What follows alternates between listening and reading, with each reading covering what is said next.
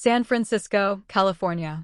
The city has always been a symbol of diversity and inclusion, and for David Johnson and Emily White, it was where they had built their lives together.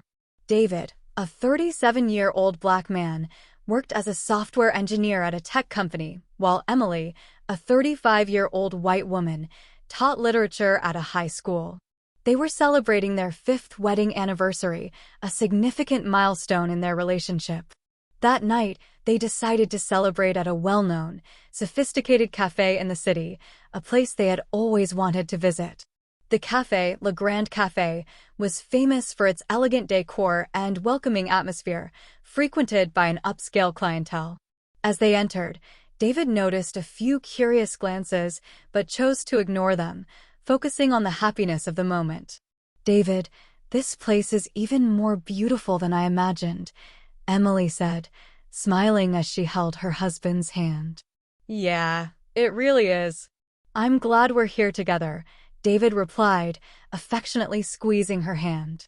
They were seated at a table near the window, overlooking San Francisco's bustling streets illuminated by the city lights. The waiter brought them menus and left them to decide on their orders. "I've heard the filet mignon here is amazing," Emily remarked, perusing the menu. "Have you decided what you're going to get?" "I think I'll go with the grilled salmon," David replied. "And of course, a glass of wine to celebrate." The couple placed their orders and began talking about the most memorable moments of the past 5 years. They reminisced about trips, professional achievements, and the challenges they had overcome together. The evening was going perfectly until an innocent comment from Emily sparked unexpected tension. "I know you like your job, but sometimes I feel like you could push a bit harder to get that promotion," Emily said, trying to be constructive but unaware of the impact of her words. David frowned. "You think I'm not putting in enough effort?" "I work hard every day, Emily." I know. I just think you're so talented and could be in an even better position," she replied, realizing she might have misspoken. The discussion started to escalate, and although both tried to remain calm, the tension at the table was palpable. The waiter, noticing the situation, approached them. "Sorry to interrupt, but I see you're having an argument." "I'll have to ask you, sir, to leave," the waiter said, addressing David. David was surprised and offended. "Me? Why me?" "Sir, please, I don't want to cause any trouble." "Just follow the instructions," the waiter insisted. Emily tried to intervene. "Why does he need to leave? We're just having a discussion, nothing more." Before the situation could be resolved, David heard a customer at the next table say, "Thanks for kicking that guy out. I wasn't comfortable with him here." David felt a lump in his throat and a growing anger. This is pure racism, he thought. But before he could respond, he saw the blue and red lights reflecting in the windows. The police had arrived. Le Grand Café had always been a prestigious spot in San Francisco, known for its refined atmosphere and upscale clientele. Adorned with artwork and softly lit, the cafe offered a sophisticated culinary experience that attracted many of the city's elite. It was the perfect place for David and Emily to celebrate their wedding anniversary. As they entered, they immediately noticed the luxury of the setting. Emily smiled, admiring the decor, while David, though impressed, couldn't help but notice a few glances following them across the room. He tried not to let it bother him, focusing on the joy of being there with his wife. "This place is amazing," Emily said, enchanted. "I think we made a great choice." "Yeah, definitely. Let's enjoy the evening," David replied, trying to brush off any initial discomfort. As they were escorted to their reserved table, a waiter greeted them with a rehearsed smile. "Welcome to Le Grand Café. Can I start you off with something?" Emily looked at David, who nodded. "Yes, a glass of your finest white wine," she said. "For me, just a glass of water, please," David added. The waiter took their orders and stepped away, leaving the couple alone to enjoy the view from the window. "San Francisco is so beautiful at night," Emily remarked, gazing at the city lights. "Sometimes I forget how much I love this place." David agreed, but his mind was still partially occupied with the uncomfortable glances he had felt upon entering. "Yeah, it's an amazing city," he said, trying to mask his thoughts. Shortly after, the waiter returned with their drinks and menus. "Here are your drinks. Have you decided on your dinner orders?" Emily smiled. "I think I'll have the filet mignon." "And you, honey?" "I'll go with the grilled salmon," David replied, handing the menu back to the waiter. As they waited for their food, they continued to talk about the special moments they had shared over the past 5 years. They reminisced about their travels, the challenges they had overcome together, and the dreams they still hoped to achieve. The conversation flowed naturally until Emily, unintentionally causing trouble, mentioned something that bothered David. "David, have you thought about applying for that promotion?" "I think you'd do a great job," she suggested. David looked at Emily, surprised. "You think I'm not putting in enough effort?" "No, that's not it," Emily quickly said, trying to explain herself. "I just think you're so talented and could achieve more." Tension began to build at the table, with David feeling judged and Emily trying to amend what she said. "I just want the best for us," she said softly. "I know, but I'm doing my best," David replied, trying to stay calm. The waiter, sensing the tension, approached again. "Sorry to interrupt, but it seems like you're having an argument." "I'll have to ask you, sir, to leave," he said, addressing David. David was stunned. "Why me? We're just discussing, nothing more." Emily, shocked, tried to intervene. "This isn't fair. We're both involved in this discussion. Why does he need to leave?" Before the waiter could respond, a customer at the next table spoke up loudly. "Thanks for kicking that guy out. I wasn't feeling comfortable with him here." David felt anger welling up inside him, but before he could react, the cafe door swung open and 2 police officers entered. "Did someone call the police?" one of them asked, looking directly at David. The tension in the cafe was palpable, and all eyes were now fixed on the couple, waiting to see what would unfold next. As the officers approached, the entire cafe fell silent, every patron watching closely as the scene unfolded. David was visibly upset, feeling the injustice of the situation, while Emily, equally disturbed, tried to grasp how a night meant for celebration had turned into a nightmare. "Sir, please come with us," one of the officers said, trying to maintain a calm yet authoritative tone. "This is ridiculous," David replied, frustration building. "We're just having a discussion, like any couple would." Emily attempted to intervene. "Officer, this is a misunderstanding. We were just having a minor disagreement. There's no need for all of this." The waiter, still nearby, attempted to justify himself. "I just wanted to keep the peace in the cafe. People here pay a lot for a quiet experience." "But why me?" questioned David. "I haven't done anything wrong. We were just talking, and suddenly I'm the one who has to leave." Before the officers could respond, Emily looked at David with pleading eyes. "Please, honey, let's leave and sort this out somewhere else. I don't want this to escalate." David took a deep breath, trying to control his anger. "Fine, let's go," he said, looking at Emily. "But this isn't over. I'm going to make sure everyone knows what happened here." As David and Emily prepared to leave, a nearby customer, visibly uncomfortable with the situation, muttered under his breath, "Finally." "I was getting bothered by the scene." David shot the customer a look of disbelief. "You don't even know me, but you've already decided I'm the problem. This is pure racism." The customer, without responding, simply looked away, pretending not to have heard. The officers escorted David and Emily to the door, where they paused for a moment. "Sir, we're just doing our job," one of the officers said, trying to defuse the situation. "I understand, but you need to see what's really going on here," David replied, looking directly at the officer. "This isn't just a couple's disagreement. This is about prejudice." Emily squeezed David's hand, trying to offer him some comfort. "Let's go home, David. We can sort this out another way." As they exited the cafe, the atmosphere inside returned to normal, but the tension of the moment still hung in the air. David and Emily walked along the sidewalk, the sound of their footsteps echoing in the cool San Francisco night. "I can't believe this happened," Emily said, tears welling up in her eyes. "We were just trying to celebrate our anniversary." "I know," David replied, trying to stay calm. "But this shows we still have a lot to fight for. This can't be forgotten." They continued walking in silence, each lost in their own thoughts about what had just transpired and its implications for their lives and the world around them. The presence of the police had cast an uncomfortable silence over Le Grand Café. All eyes were fixed on David and Emily as they tried to process the swift escalation of events. Two officers, one male and one female, entered the cafe and approached the couple. "Good evening," the male officer said, attempting to be cordial. "We received a call about a disturbance here." "What's going on?" David took a deep breath, trying to keep his composure. "There's no disturbance.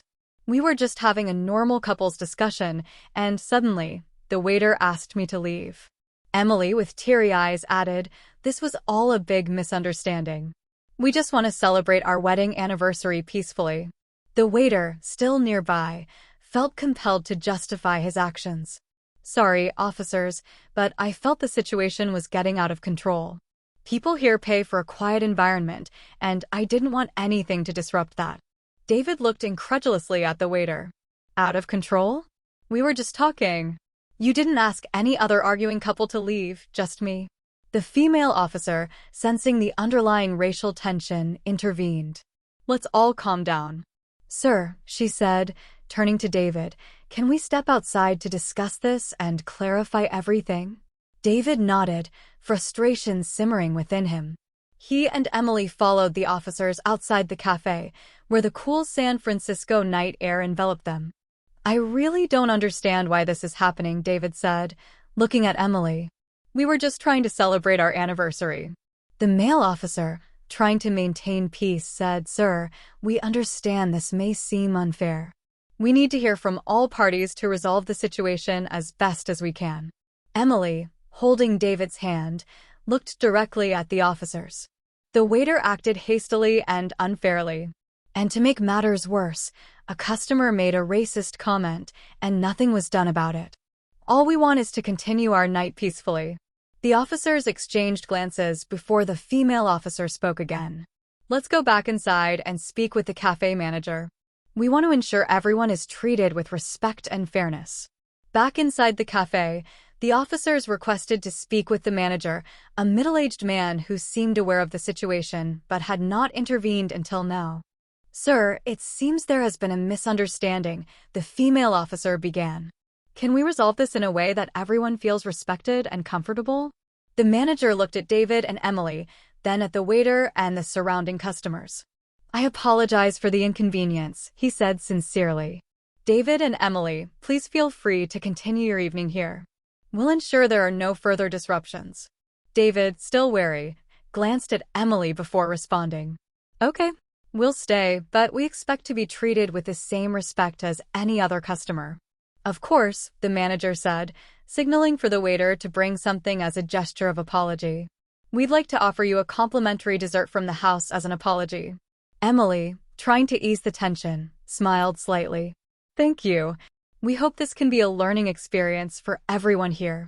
With that, the officers bid farewell, assuring they would remain nearby if needed again. The couple returned to their table, trying to reclaim the atmosphere of celebration. "Let's try to enjoy the rest of the evening," David said, taking Emily's hand again. "This won't spoil our moment." "Yes," Emily agreed. "We're together, and that's what matters." As they savored the dessert offered by the manager, David and Emily knew the night would not be easily forgotten, but they were determined to use the experience to strengthen their bond and face together whatever challenges the world might present. When David and Emily left Le Grand Café, the chilly San Francisco night air felt heavier than usual. The cafe experience had left an indelible mark on the couple, and they walked back to their car in silence. What should have been a joyful celebration had turned into a night of reflection and unease. "I can't stop thinking about what happened in there," Emily finally said, breaking the silence. "How can people still be so prejudiced?" David sighed, trying to contain his anger and frustration. "Unfortunately, it's the reality many of us face every day. It's not easy, but we have to keep fighting against it." Arriving home, David slumped onto the couch, while Emily fetched a bottle of wine and 2 glasses. She sat beside him, handing him a glass. "I think we need this," Emily said, trying to offer some comfort. David smiled faintly. You're right. Thank you. As they savored the wine, they began discussing what to do next. David was determined not to let the incident pass unnoticed. We need to do something about this, Emily. I can't just accept what happened, David said, looking earnestly at his wife. I agree, Emily replied. But what exactly can we do? Complaining to the manager seemed futile. David thought for a moment. What if we take this to social media? We could share our experience and try to bring attention to the issue. Maybe others will join us. Emily nodded. That could work. Many voices together are harder to ignore. David grabbed his laptop and started drafting a post detailing the incident. Emily helped review it, ensuring every word captured the injustice and pain they felt. When they finished, David hesitated for a moment before clicking publish. Let's see what happens, he said, feeling a mix of anxiety and hope. In the hours that followed, the post started gaining traction. Friends and family shared it, and soon, strangers were commenting and offering their support. David and Emily's story resonated with many people who had faced similar situations, and public outrage began to grow. Look at this, Emily said, showing David a supportive comment from a local public figure. People really care. David felt a sense of relief mixed with determination. This is just the beginning. We need to keep the pressure on and make sure this doesn't happen again, not just to us, but to anyone.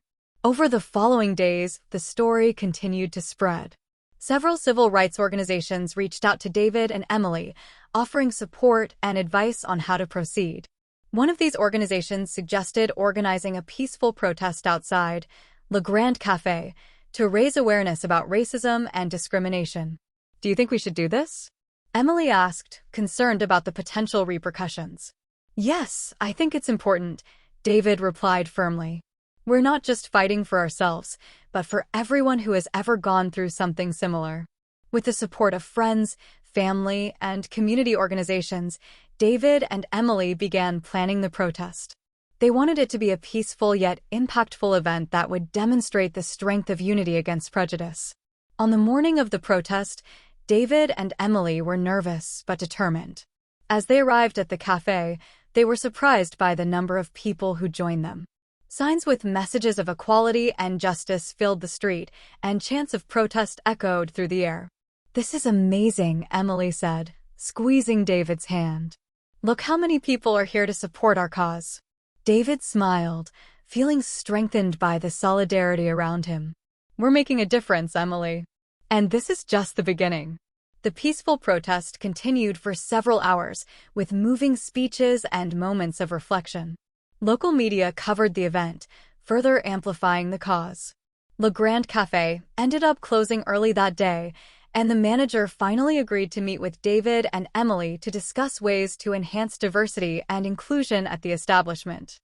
I hope this marks a turning point, David said as they prepared for the meeting. Me too, Emily agreed. But regardless of the outcome, we've already made significant progress. David and Emily entered Le Grand Café for the first time since the incident, now with a very different purpose. The protest and the social media outcry had compelled the cafe manager to reconsider their actions and seek reconciliation. The couple was apprehensive, but determined to seize this opportunity to bring about real change. I'm nervous, Emily admitted, gripping David's hand tightly as they approached the table reserved for the meeting. Me too, David said. But we need to do this. It's not just for us, it's for everyone who has ever gone through something similar. Mr. Thompson, the cafe manager, a middle-aged man with a concerned expression, greeted them at the entrance.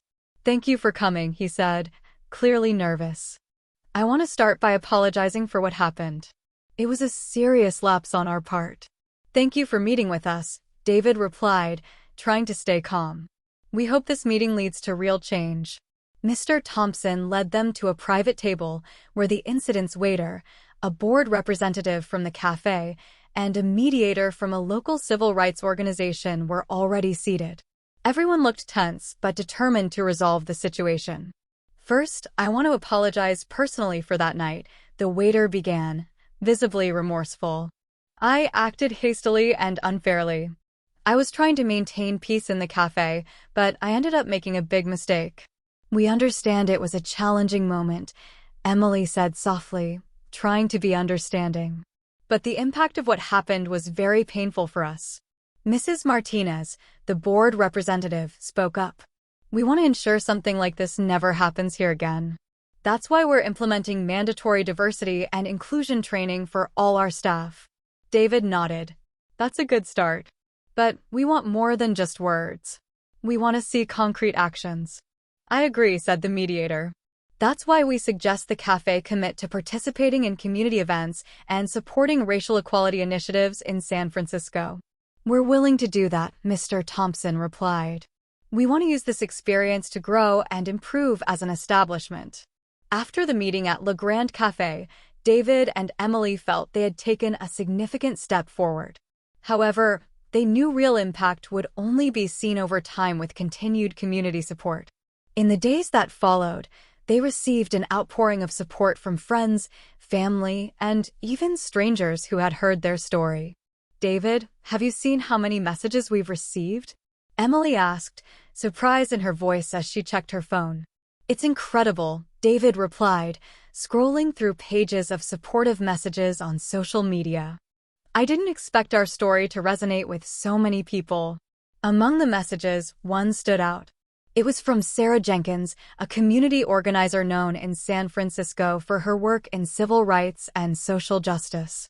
"David, look at this," Emily said, showing him the message.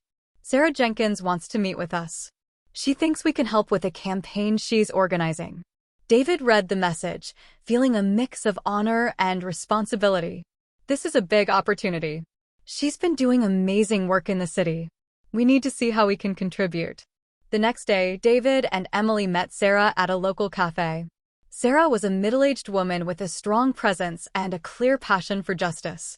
"It's a pleasure to meet you both," Sarah said, shaking their hands. "Your story is powerful and underscores the ongoing need to fight against discrimination. I'd like to invite you to join a campaign we're launching to promote racial equality and inclusion across the city." "We're honored to be invited," David said. "What exactly do you have in mind?" Sarah explained that the campaign would involve a series of community events, school and corporate presentations, and a major equality march downtown. "We want you to share your story at some of these events. Your experiences can inspire others to join the fight." Emily looked at David, and he nodded. "We'd love to be part of this," she said. "If our story can help drive change, count us in." With David and Emily on board, the campaign gained new momentum.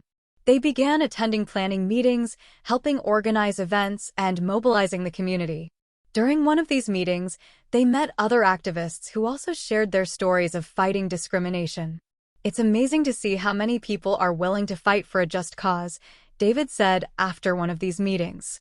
"We're really making a difference." Emily agreed. "Every time we hear another story, we see how important it is to keep up this fight. We're not alone." The first event was a lecture at a local school where David and Emily spoke to a group of students about their experiences. "Remember," David told the students, "change starts with each of us. We need to speak up, educate, and take action." The students applauded, and many of them approached afterwards to thank them and share their own stories.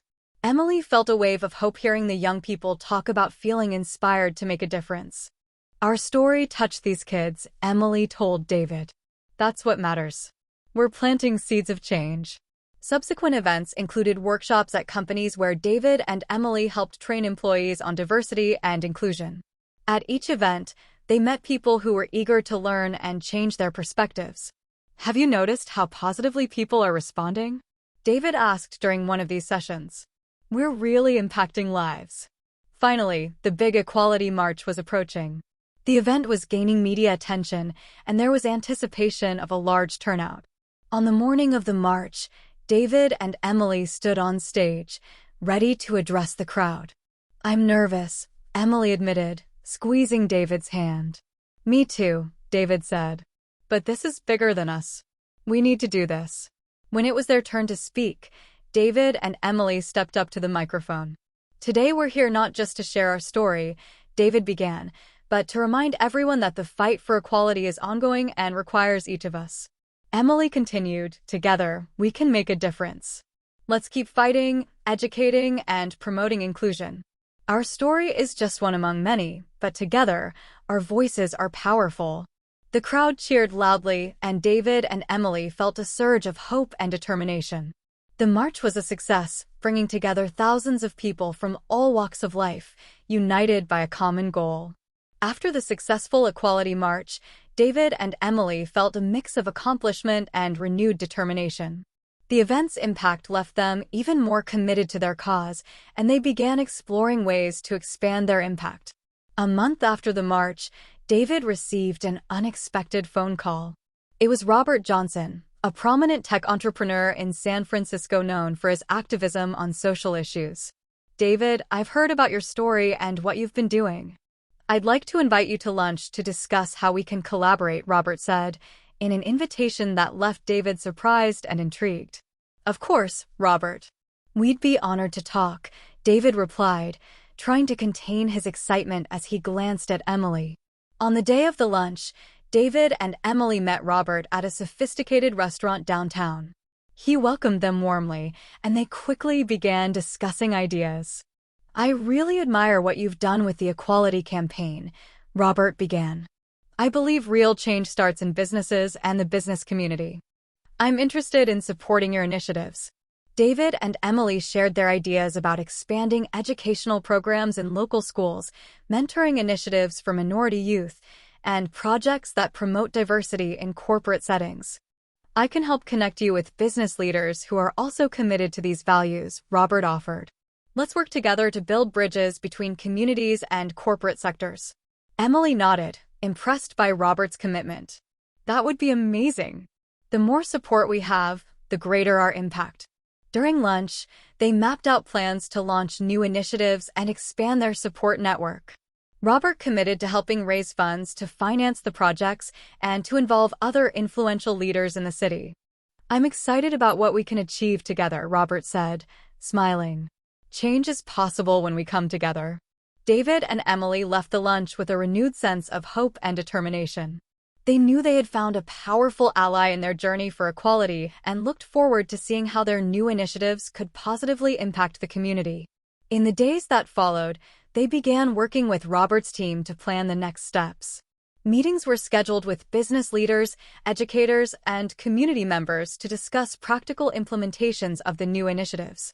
"We're really making a difference," David said to Emily as they reviewed the plans. "And this is just the beginning." Emily smiled, feeling grateful for the support they were receiving.